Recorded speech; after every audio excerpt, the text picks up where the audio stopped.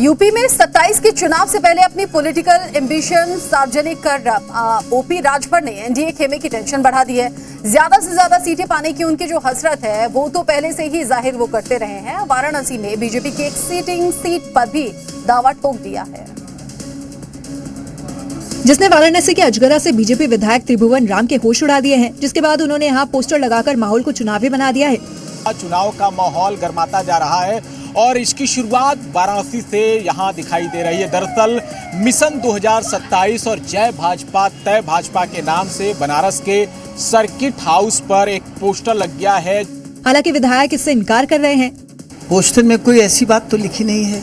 Poster ये लगा है कि अब की 2027 का भी चुनाव हम लोग जीतेंगे और उसमें हमारे किसी बहुत वरिष्ठ भारतीय जनता पार्टी के कार्यकर्ता ने अपनी फोटो के साथ हमारी फोटो लगा दिया है।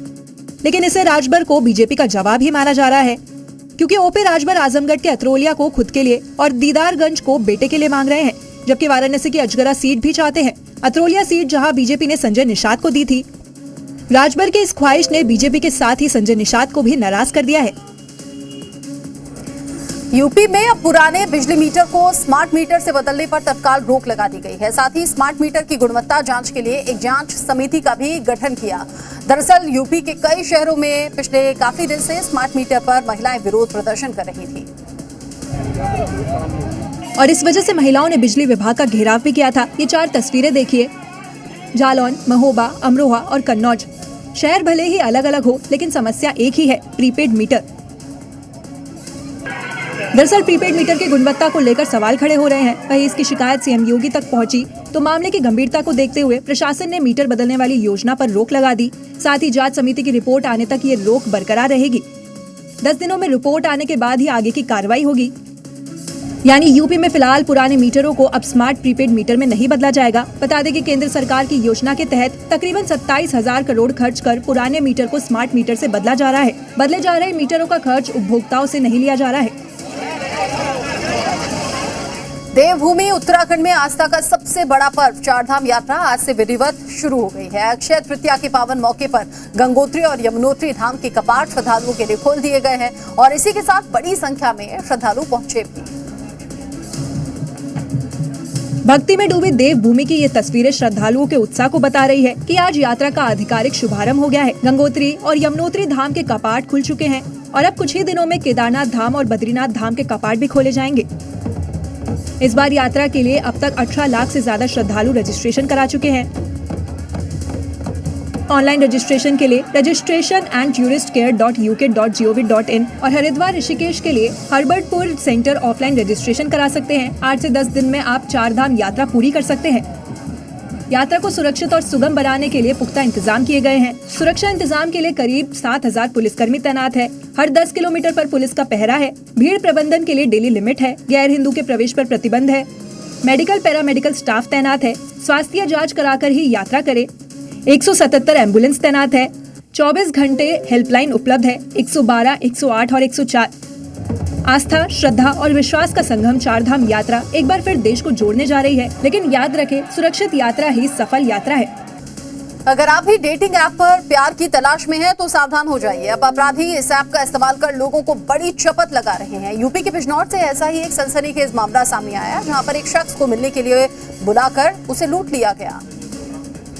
पुलिस की गिरफ्त में मौजूद ये वही अपराधी है जिन्होंने इस हैरान करने वाली वारदात को अंजाम दिया है, जिन्होंने प्यार की तलाश में डेट पर गए शख्स के साथ न सिर्फ मारपीट की बल्कि उनके साथ लूटपाट भी की।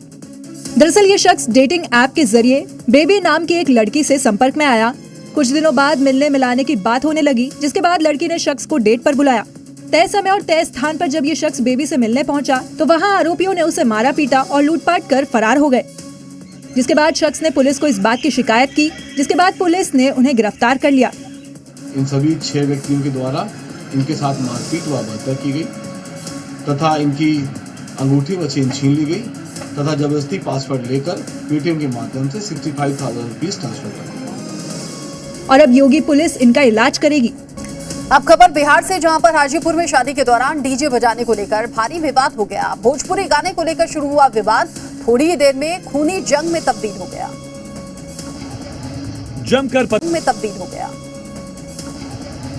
जमकर पत्थरों की बारिश हुई जिसमें कई लोग बुरी तरह घायल हो गए।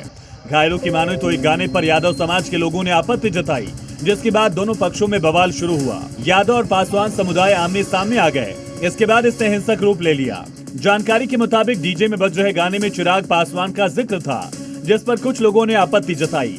पहले दोनों पक्षों में कहासुनी हुई, फिर जमकर पत्थरबाजी शुरू हो गई। पथराव के दौरान कई लोग घायल हो गए। बवाल की जानकारी लोगों ने पुलिस को दी। दो पक्षों में पत्थरबाजी होने के बाद पुलिस पहुंची, मामले को शांत कराया। घटना के बाद दहशत के कारण बारात नहीं निकल रही थी, लेकिन पुलिस की मदद से बारातियों की गाड़ी को समस्तीपुर के लिए निकलवाया गया। फिलहाल गांव में तनाव का माहौल है, कुछ लोग डरे हुए हैं। सिर्फ एक गाने के चलते शादी की खुशियां तनाव में बदल गई। महिला आरक्षण बिल को लेकर संसद से सड़क तक संग्राम देखने को मिल रहा है। जहां एक तरफ प्रधानमंत्री मोदी ने कांग्रेस समेत दूसरी विपक्षी पार्टियों पर जमकर हमला बोला, तो वहीं यूपी की राजधानी लखनऊ में पोस्टर के जरिए विपक्ष पर हमला बोला गया। पोस्टर में सवाल उठाते हुए ये लिखा गया कि आधी आबादी का अधिकार क्यों रोका, इसका जवाब देना होगा।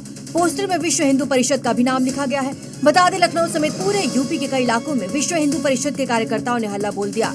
महिला आरक्षण विधेयक न पारित होने पर वीएचपी के कार्यकर्ता सड़कों पर उतरकर इसे महिलाओं के अधिकारों का उल्लंघन बता रहे हैं। इस बीच संगठन ने पोस्टर के जरिए विपक्षी दलों पर तीखा हमला बोला। विश्व हिंदू रक्षा परिषद की तरफ से अम्बेडकर चौराहा गोमती नगर में बड़ा पोस्टर लगाया गया। इसे देखते हुए अंदाजा लगाना मुश्किल नहीं है कि विरोध प्रदर्शन की गूंज फिलहाल कम होती नहीं दिख रही।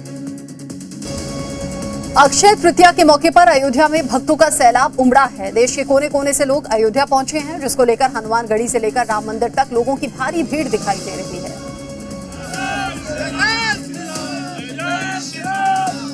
और अयोध्या पहुंचे सभी भक्तों के मुख से बस एक ही जयकारा सुनाई दे रहा है, जय श्री राम, जय श्री राम और जय श्री राम। लंबी लंबी कतारों में खड़े लोग रामलला के दर्शन को आतुर हैं। सभी भक्त अपनी अपनी बारी का इंतजार कर रहे हैं। जयकारों की गूंज के साथ कदम से कदम मिलाकर आगे बढ़ रहे हैं। रामलला के दर्शन को लेकर अयोध्या में भक्तों की भारी भीड़ देखी जा रही है। हनुमानगढ़ी से लेकर राम मंदिर तक जन सैलाब उमड़ा है। अक्षय तृतीया के मौके पर देश के कोने कोने से लोग पहुंचे हैं। इस खास मौके को लेकर शहर की सुरक्षा बढ़ा दी गई है। इससे अयोध्या पहुंचने वाले श्रद्धालुओं को किसी भी तरह की परेशानी का सामना न करना पड़े। करीब 40 दिन तक चली मिडिल ईस्ट की जंग ने दुनिया भर के कई देशों में भारी तबाही मचाई है। हालांकि सीजफायर होने के बाद लोगों ने राहत की सांस ली, पर ये कब तक रहेगी, ये कह पाना मुश्किल साबित हो रहा है। क्योंकि एक बार फिर ईरान के हॉर्मुज स्ट्रेट को बंद करने के बाद से अमेरिका और ईरान के बीच जुबानी जंग तेज हो गई है।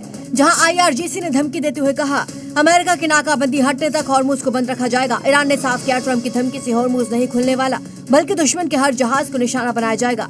तो वहीं अमेरिका की धमकी के बाद ईरान ने चेतावनी दे डाली है कि इस बार अगर युद्ध शुरू हुआ तो पूरी दुनिया इसके प्रभाव में आएगी। ईरान के रेवोल्यूशनरी गार्ड IRGC ने जहाजों को VHF संदेश जारी कर कहा, किसी भी देश का कोई भी जहाज अब इस रास्ते से नहीं गुजर सकता।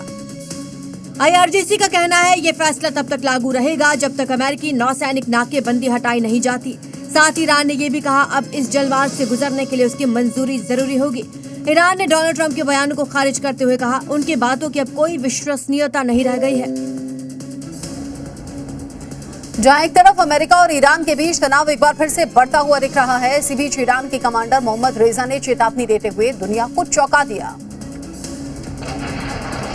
और कहा कि इस बार जंग शुरू हुई तो ईरान नई मिसाइलों से हमला करेगा। ईरान की मिसाइल बनाने की ताकत को कोई नहीं रोक सकता। इस बीच अमेरिकी खुफिया रिपोर्ट के मुताबिक ईरान के पास अभी भी करीब 40% लंबी दूरी के ड्रोन और 60% बैलिस्टिक और क्रूज मिसाइल लॉन्चर मौजूद हैं। तो वहीं 8 अप्रैल के सीजफायर के बाद 100 से ज्यादा सिस्टम, बंकर और टनल को ईरान ने फिर से रिकवर कर लिया है।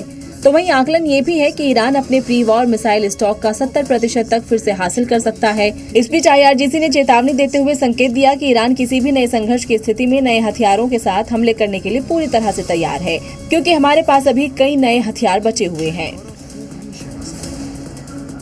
अमेरिकी राष्ट्रपति डोनाल्ड ट्रंप ने ईरान पर हमला बोलते हुए कहा कि ईरान अब अमेरिका को ब्लैकमेल नहीं कर सकता। ट्रंप ने दावा किया कि ईरान के पास न मजबूत नौसेना है, न वायुसेना और न ही प्रभावी नेतृत्व। ट्रंप ने कहा है कि स्ट्रेट ऑफ हॉर्मुज को बंद करने की धमकी देकर ईरान लंबे समय से दबाव बनाने की कोशिश करता रहा है, लेकिन अब ऐसा नहीं चलेगा। हालांकि ट्रंप ने यह भी कहा कि दोनों देशों के बीच बातचीत सकारात्मक दिशा में आगे बढ़ रही है। ट्रंप ने कड़े शब्दों में कहा कि ईरान अमेरिका को ब्लैकमेल नहीं कर सकता और उसे अपने पुराने रवैये से बाज आना होगा। ट्रंप के सख्त रुख के बीच अब नजरें इस बात पर हैं कि बातचीत का नतीजा क्या निकलेगा।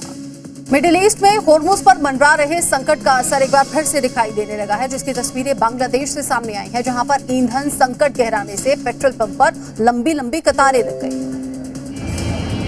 और लोगों को तेल भरवाने के लिए लाइन में लगकर कई घंटों तक इंतजार करना पड़ रहा है, जिसकी तस्वीरें भी सामने आ चुकी हैं, जिसमें बांग्लादेश के प्रमुख पर्यटन स्थल कॉक्स बाजार में शनिवार को पेट्रोल पंपों पर लंबी दूरी की बसों और गाड़ियों की लंबी कतारें देखी गई। ईंधन की कमी की वजह से लोग औसतन 5 से 6 घंटे तक इंतजार करने को मजबूर हैं, जिससे वीकेंड की यात्राएं बुरी तरह से प्रभावित हो रही हैं। होर्मुज पर मंडरा रहा संकट अब बांग्लादेश में दिखना शुरू हो चुका है, जहां प्रति गाड़ी सीमित ईंधन दिए जाने से लोगों को लंबी दूरी तय करना अब मुश्किल हो रहा है। आपको सोशल मीडिया पर तेजी से वायरल हो रहे उस वीडियो को दिखाते हैं, जिसमें फ्रांस के राष्ट्रपति इमानुएल मैक्रों और इटली की प्रधानमंत्री जॉर्जिया मेलोनी कैमरे पर हग करते हुए दिखे, लेकिन इस दौरान मेलोनी गले लगे हुए थोड़ा सा अनकंफर्टेबल दिखी। इंटरनेट पर छाया ये वही मोमेंट है जिसने हर किसी को दोबारा देखने पर मजबूर कर दिया। कैमरों के सामने गले लगने वाला ये वीडियो इतना अजीब सा था कि लोग समझ ही नहीं पा रहे थे कि ये फॉर्मल था या इनफॉर्मल था। दोनों नेताओं के चेहरे के एक्सप्रेशंस ने इस वीडियो को और ज्यादा चर्चाओं में ला दिया। सोशल मीडिया पर मीम्स और रिएक्शंस की बाढ़ आ गई है। दिलचस्प बात यह है कि वीडियो को खुद राष्ट्रपति मैक्रों ने पोस्ट किया है। ट्वीट में मैक्रों ने लिखा है कि 50 से ज्यादा देशों के साथ मिलकर स्ट्रेट ऑफ हॉर्मुज में नौवहन की स्वतंत्रता सुनिश्चित करने की पहल की जा रही है, लेकिन बड़ी मीटिंग से ज्यादा ये गले लगने वाला मोमेंट सुर्खियां बटोर रहा है।